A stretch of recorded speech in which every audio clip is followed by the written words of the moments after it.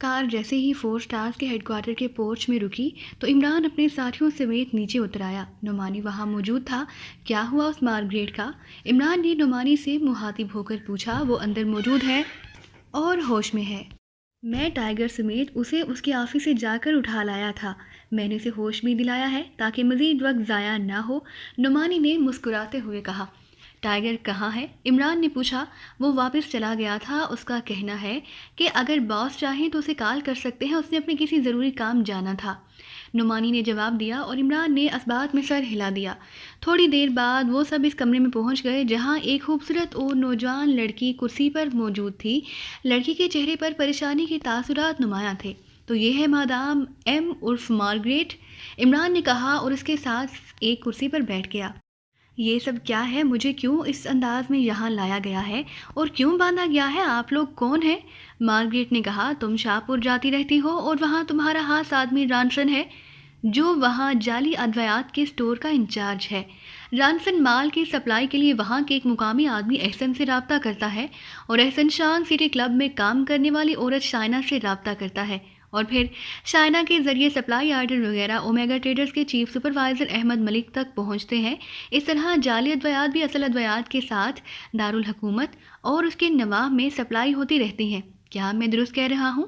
عمران نے اس بار سنجیدہ لہجے میں کہا۔ یہ سب غلط ہے۔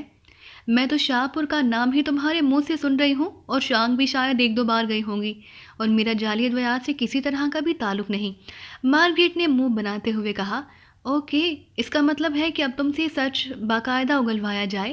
میرا تو خیال تھا کہ تم نرم و نازک سی عورت ہو، اس لیے تم پر تشدد نہ کیا جائے، عمران نے جواب دیا۔ تم لوگ ہو کون؟ کیا تمہارا تعلق حکومت سے ہے؟ مارگریٹ نے پوچھا۔ ہاں، یوں ہی سمجھ لو، عمران نے کہا۔ لیکن حکومت کے آدمی تو کسی پر تشدد نہیں کر سکتے، یہ تو غیر قانونی ہے، مارگریٹ نے کہا۔ اور جو کچھ تم لوگ کر رہے ہو کیا یہ قانونی ہے؟ کیا تم نے کبھی سوچا ہے کہ تمہاری ان جعلی ادویات سے اب تک لاکھوں بے گناہ لوگ تڑپ تڑپ کر ہلاک ہو چکے ہیں اور ہو رہے ہیں؟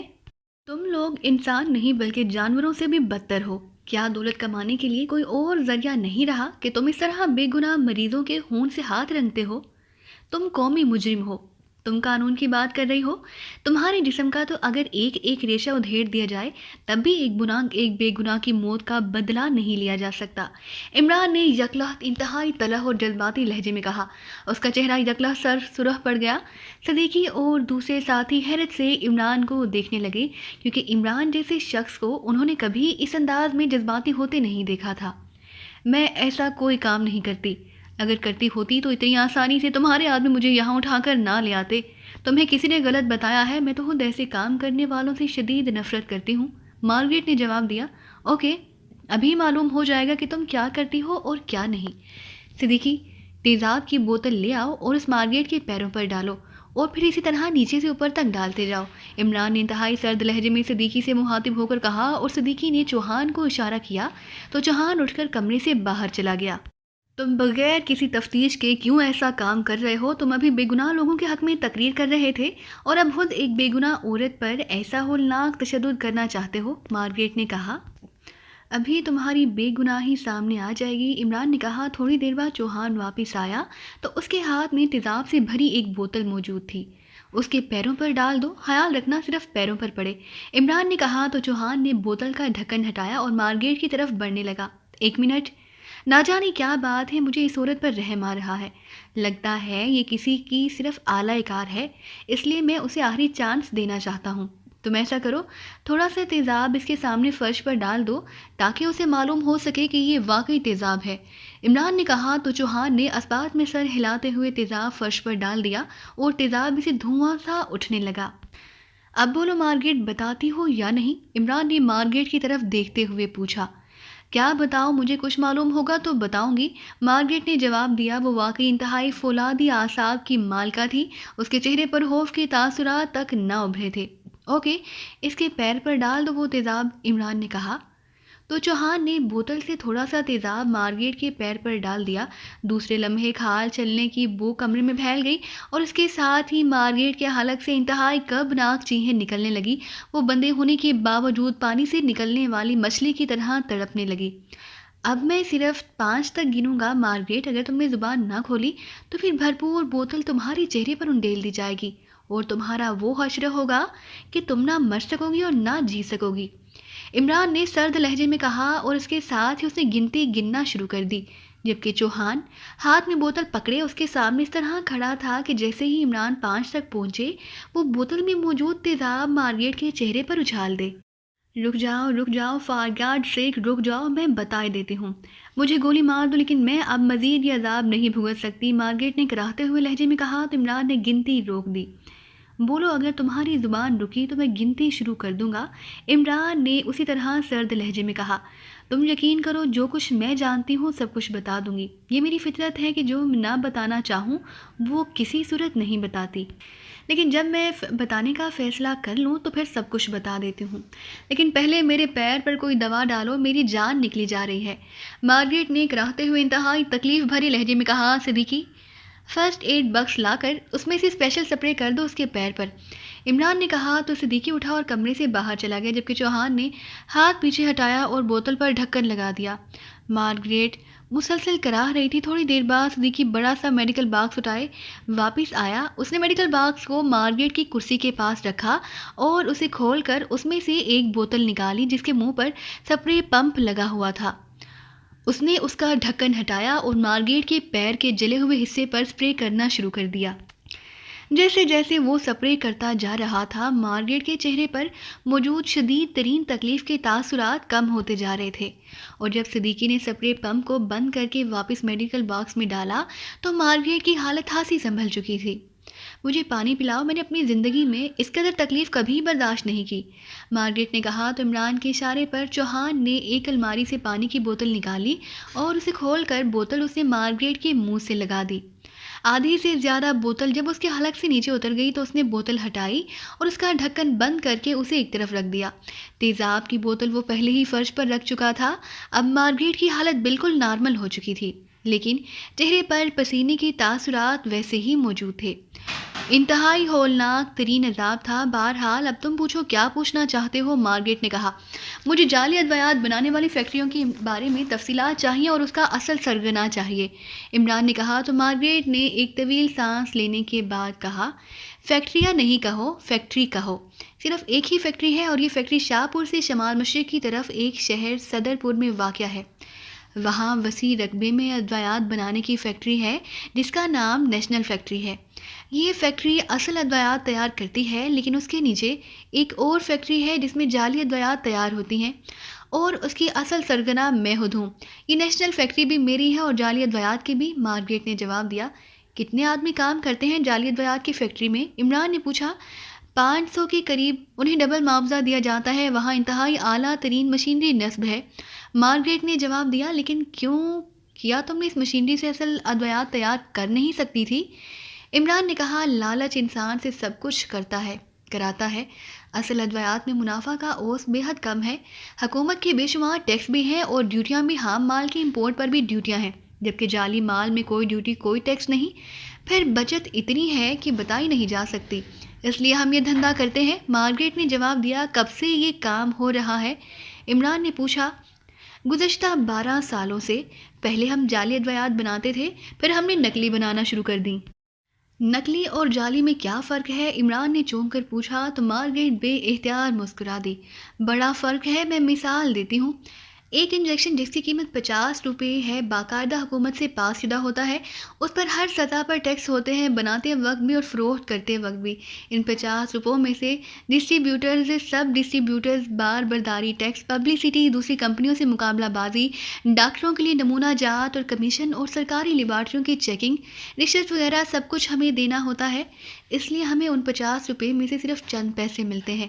لیکن اگر ہم یہی دوا صحیح انداز میں بنا دیں لیکن کمپنی کا نام غلط لکھ دیں، مثلا نیشنل کی بجائے میشنل، ایف کی بجائے ایم، تو سوائے ڈسٹریبیوٹر اور دکانداروں کے منافع کے باقی سب کچھ بچ جاتا ہے، اسے جعلی دوا کہتے ہیں۔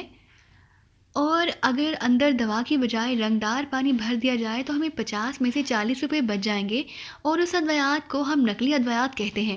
دوسرے لفظوں میں نقلی ادویات میں دوا سرے سے نہیں ہوتی، جبکہ جعلی میں دوا تو ہوتی ہے، لیکن حکومت کا ٹیکس اور اصل کمپنی کی مختلف پبلسٹی وغیرہ ہمیں بچ جاتی ہے۔ مارگریٹ نے جواب دیتے ہوئے کہا، اس فیکٹری میں نقلی ادویات بنتی ہیں یا جعلی؟ عمران نے پوچھا۔ پہلے جعلی ادویات بناتے تھے، اب نقلی بنتی ہیں، مارگریٹ نے جواب دیا۔ تمہارے شریک کار کون کون لوگ ہیں؟ عمران نے پوچھا، کیونکہ یہ بات اس کے حلق سے نہ اتر رہی تھی کہ اکیلی مارگریٹ اتنا بڑا سیٹ اپ قائم کر سکتی ہے۔ ان نقلی ادویات کا دھندا تو میرا اپنا ہے، جبکہ اصل ادویات کے کاروبار میں میرے ساتھ دوسرے لوگ شریک ہیں، باقاعدہ لمیٹڈ کمپنی ہے، مارگریٹ نے جواب دیتے ہوئے کہا۔ دارالحکومت اور اس کی گرد و نواح کے علاوہ اور کون سے شہروں میں تم مال سپلائی کرتی ہو؟ عمران نے پوچھا۔ ہر بڑے شہر میں مال جاتا ہے، مارگریٹ نے جواب دیا۔ اس کی تفصیل؟ عمران نے پوچھا۔ تفصیل میرے آفس کے خفیہ سیف میں موجود فائلوں میں موجود ہے، مارگریٹ نے جواب دیا۔ تو عمران ایک طویل سانس لے کر اٹھ کھڑا ہوا۔ صدیقی، یہ تفصیل معلوم کرو، باقی کام سپر فیاض کرے گا، عمران نے اٹھتے ہوئے کہا۔ اس کا مطلب ہے کہ مشن مکمل ہو گیا؟ صدیقی نے بھی ایک طویل سانس لیتے ہوئے کہا۔ ہاں، عمران نے کہا اور دروازے کی طرف مڑ گیا۔ اس کا کیا کرنا ہے؟ صدیقی نے پوچھا۔ جب تفصیل مل جائے تو اسے گولی مار دینا، عمران نے اسپاٹ لہجے میں کہا اور تیز سے قدم اٹھاتا کمرے سے باہر نکل گیا۔ عمران جیسے ہی دانش منزل کے آپریشن روم میں داخل ہوا، بلیک زیرو احتراماً اٹھ کھڑا ہوا۔ بیٹھو، سلام دعا کے بعد عمران نے کہا اور خود بھی اپنی محسوس کرسی پر بیٹھ گیا۔ آج کل تو سپر فیاض سے آپ کو لمبی رقمیں مل رہی ہوں گی، بلیک زیرو نے کہا تو عمران بے اختیار ہنس پڑا۔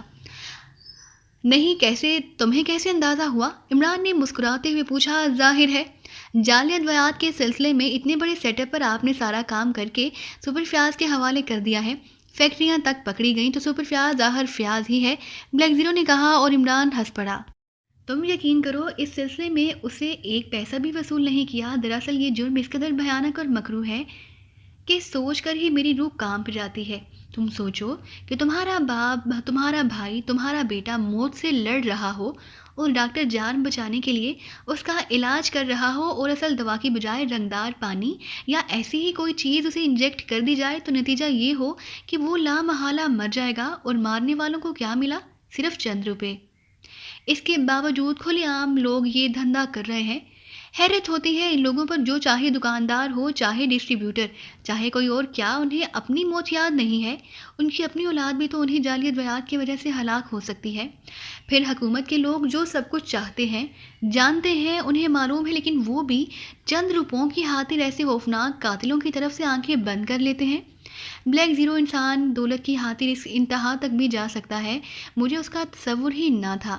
یہی وجہ ہے کہ میں نے اس کیس کے سلسلے میں سپر فیاض سے ایک پیسہ بھی نہیں لیا، ورنہ شاید میں خود بھی بلا واسطہ طور پر اس میں ملوث سمجھا جاتا، بلیک زیرو نے کہا۔ لیکن آپ نے وہ رقم بھی تو بہرحال عطیہ کر دینی تھی، بلیک زیرو نے کہا۔ ہاں، لیکن اس کے باوجود میری ضمیر نے اتنا بھی گوارا نہ کیا، عمران نے کہا، اور بلیک زیرو اسبات میں سر ہلا دیا۔ اس کی مستقل روک تھام کرنی چاہیے، ایک گینگ اپ نے پکڑ لیا، دوسرا یہ کام شروع کر دے گا، بلیک زیرو نے کہا۔ مستقل علاج کیا کریں، قانون تو موجود ہے، قانون پر عمل اور آمد اور درآمد کرنے والے لوگ بھی موجود ہیں، اس کے باوجود یہ سب کچھ ہو رہا ہے، اب کیا کیا جائے؟ عمران نے ایک طویل سانس لیتے ہوئے کہا۔ مجھے تو حیرت ہے کہ ایک عورت اتنے بڑے سیٹ اپ کو چلا رہی تھی، بلیک زیرو نے کہا۔ ہاں، مجھے خود یقین نہیں آتا، ہو سکتا ہے کہ دوسرے لوگ درپردہ ہوں۔ بہرحال میں نے ارباب کو کہہ دیا ہے کہ اپنے محبروں کو مستقل ہدایات دے دیں کہ وہ اس بارے میں معلومات حاصل کرتے رہیں، اگر کوئی کیس ان کی نظروں میں آئے تو مجھے اطلاع دی جائے، عمران نے کہا۔ اور پھر اس سے پہلے کہ ان کے درمیان مزید کوئی بات ہوتی، ٹیلی فون کی گھنٹی بج اٹھی اور عمران نے ہاتھ بڑھا کر ریسیور اٹھا لیا، جبکہ بلیک زیرو اٹھ کر ملحقہ کچن کی طرف بڑھ گیا۔ وہ شاید عمران کے لیے کافی یا چائے بنانے گیا تھا۔ X2، عمران نے مخصوص لہجے میں کہا۔ جولیا بول رہی ہوں باس، دوسری طرف سے جولیا کی مودبانہ آواز سنائی دی۔ یس، عمران نے کہا۔ سر، کیپٹن شکیل نے ایک اہم اطلاع دی ہے کہ گریٹ لینڈ کا مکاکی جہاں دارالحکومت میں موجود ہے۔ مکاکی جو گریٹ لینڈ کا اسپیشل ایجنٹ ہے، کیپٹن شکیل نے اسے ہوٹل لارڈ میں دیکھا ہے، جولیا نے کہا۔ اس کی نگرانی کراؤ، ہو سکتا ہے کہ وہ اپنے کسی ذاتی کام سے آیا ہو، عمران نے کہا اور ریسیور رکھ دیا۔ تھوڑی دیر بعد فون کی گھنٹی ایک بار پھر بج اٹھی تو عمران نے ہاتھ بڑھا کر ریسیور اٹھا لیا۔ X2 इमरान ने मखसूस लहजे में कहा, सुलेमान बोल रहा हूँ, साहब अगर यहाँ मौजूद हैं तो बात कराएं। दूसरी तरफ से सुलेमान की आवाज़ सुनाई दी। क्या बात है सुलेमान, क्यों कॉल की है? इमरान ने इस बार असल लहजे में कहा, क्योंकि सुलेमान बगैर अशद ज़रूरत के कॉल ना करता था। साहब टाइगर की कॉल आई है, उसका कहना है कि आप जहाँ भी मौजूद हो उससे फौरी तौर पर टेलीफोन पर बात करें। वो आपको कोई अहम तरीन इत्तला देना चाहता है, लेकिन ये बात वो ट्रांसमीटर पर नहीं करना चाहता। उसका कहना है कि वो होटल लार्ड के मैनेजर के कमरे में मौजूद होगा, वहाँ उससे बात हो सकती है। सुलेमान ने कहा, अच्छा ठीक है, मैं कर लेता हूँ। इमरान ने कहा और पेडल दबाकर उसने तेज़ी से होटल लार्ड के नंबर डायल करने शुरू कर दिए। उसी लम्हे ब्लैक ज़ीरो काफ़ी की प्यालियाँ उठाए वापस आया और उसने एक प्याली इमरान के सामने रखी और फिर घूम कर वो कुर्सी पर बैठ गया। Lord hotel. राब्ता कायम होते ही एक निस्वानी आवाज़ सुनाई दी, आपके होटल के मैनेजर के पास मेरी दोस्त टाइगर मौजूद है, उनसे मेरी बात कराएं, मेरा नाम अली इमरान है। इमरान ने संजीदा लहजे में कहा, क्योंकि टाइगर के इस अंदाज में कॉल का मतलब था कि कोई इंतहाई अहम बात हो गई है। हेलो, मैं टाइगर बोल रहा हूँ। चंद लम्हों बाद टाइगर की आवाज़ सुनाई दी, क्या बात है, क्यों कॉल की थी फ्लैट पर? इमरान ने इंतहाई संजीदा लहजे में कहा, मैं एक नंबर आपको दे रहा हूँ, इस पर मुझे 10 मिनट बाद कॉल करें। दूसरी तरफ से टाइगर ने कहा और एक नंबर बता दिया। उसके साथ ही राब्ता ख़त्म हो गया। टाइगर ने शायद मैनेजर की वजह से उसे बॉस ना कहा था और अलहदा नंबर दिया था। इमरान ने रिसीवर रख दिया। क्या बात हो गई है, ये टाइगर इस कदर पुरस्कार क्यों बन रहा है? ब्लैक ज़ीरो ने कहा, कोई अहम बात हो गई होगी। इमरान ने मुख्तसर जवाब दिया और काफ़ी सिप करने लगा।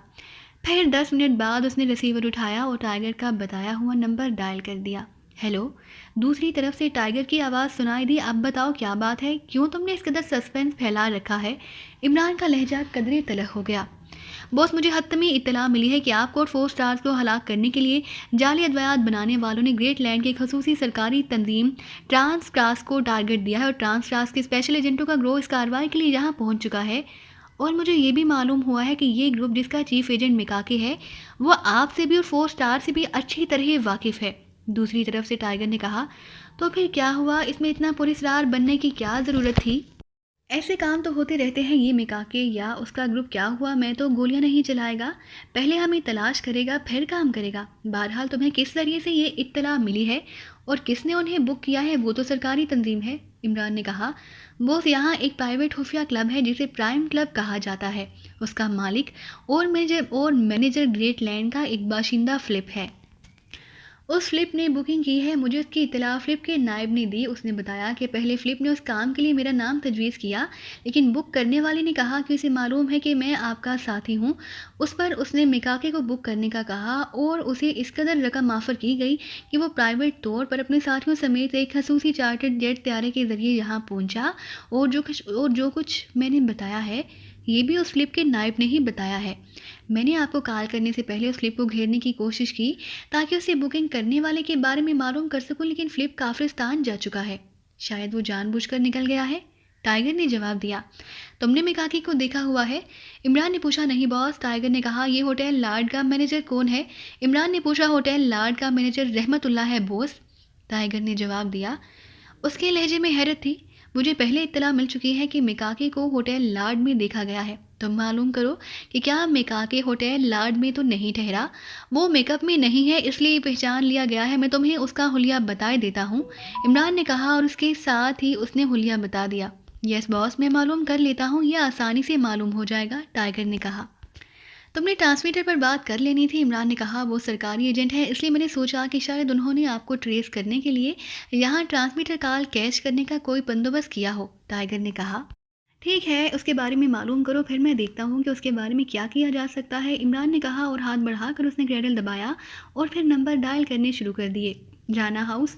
राब्ता कायम होते ही जोसेफ की आवाज़ सुनाई दी। इमरान बोल रहा हूँ जोसेफ, राना हाउस का हिफाजती निज़ाम ता इत्तला सानियान रखो, क्योंकि एक आदमी यहाँ ऐसा आया है जिसे मालूम है कि मेरा ताल्लुक राना हाउस से है और ये शख्स राना हाउस को मिसाइलों से उड़ा देगा, इसलिए इमरान ने कहा।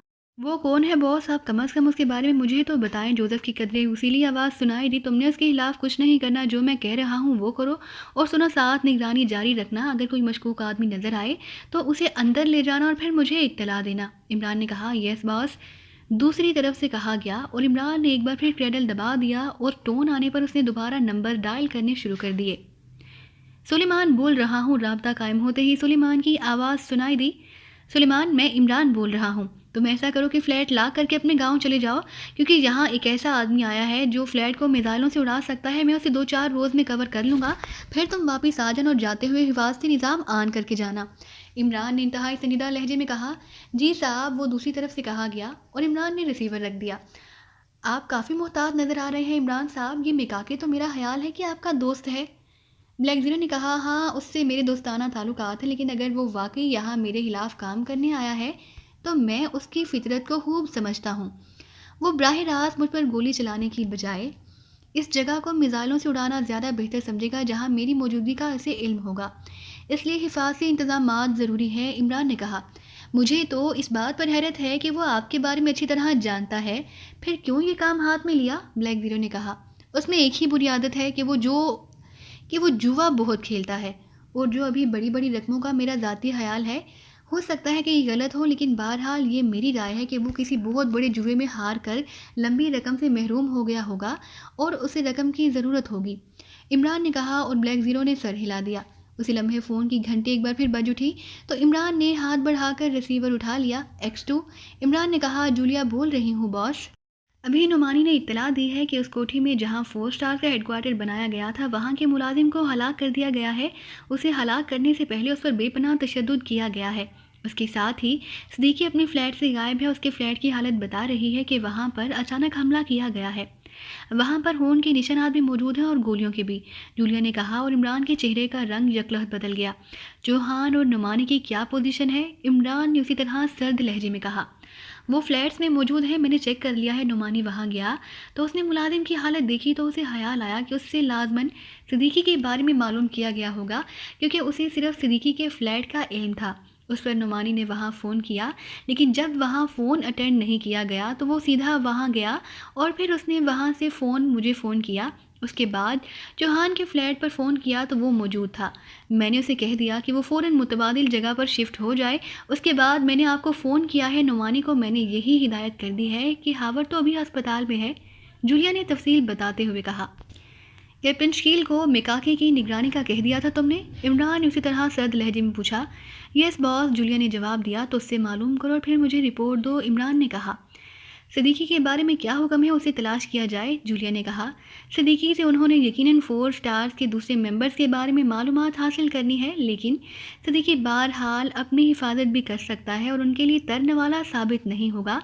جو میں کہہ رہا ہوں وہ کرو، اور تم خود بھی اور باقی تمام ممبرز کو بھی کہہ دو کہ وہ متبادل جگہوں پر شفٹ ہو جائیں اور اس کے ساتھ ہی سب میک اپ میں آ جائیں۔ کیپٹن شکیل اگر مکاکی کو گم کر چکا ہے تو پھر تمام ممبرز کو حکم دے دو کہ وہ مکاکی کو تلاش کریں، عمران نے کہا، اور اس کے ساتھ ہی کریڈل پر ہاتھ رکھ دیا۔